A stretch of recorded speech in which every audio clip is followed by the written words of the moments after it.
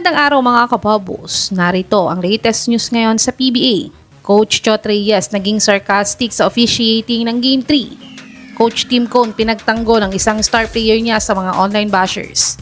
At Converge nilagay na sa trading block ang isang star player nila sa team.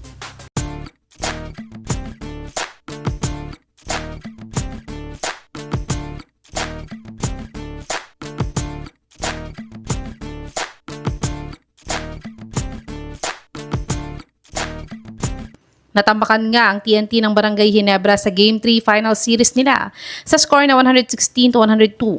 At ang best player nga sa larong ito ay si Justin Brownlee na nagtala ng 41 points, 7 rebounds at 7 assists sa kanilang panalo. At sa pagkatalo nga ng TNT ay leading na naman ang Ginebra sa series nila 2-1. Pero ang highlights nga ng larong ito ay kung makikita nyo sa video na yan na lumuhod nga si Coach Chot sa mga referees dahil nga sa mga bad calls nila sa TNT. Pero naging sarcastic nga si Coach Chot sa interview niya kagabi at nasabi niya ngang sobrang excellent daw ng officiating ng mga PBA referees ngayong araw at wala daw siyang masabi dito.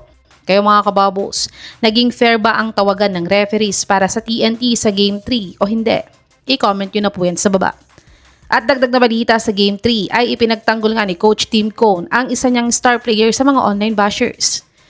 Naging maganda nga ang performance lahat ng players ni Coach Tim Cone sa Game 3, kaya't sila nga ay nakabawi sa TNT at nakabante na naman ng isa sa final series nila.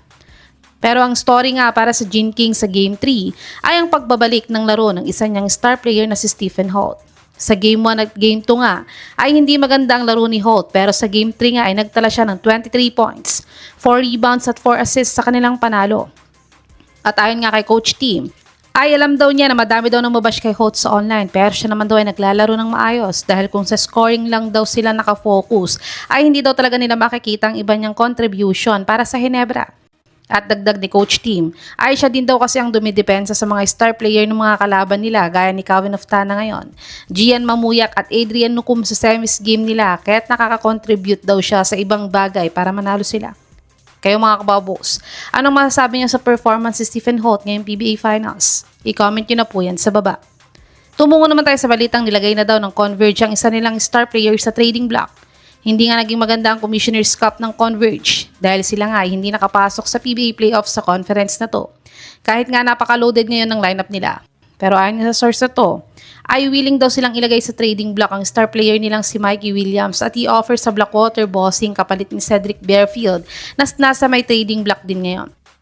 Sa tingin niyo mga kababos, fair trade bang Mikey Williams to Cedric Bearfield kung sakali? I-comment nyo na po yan sa baba.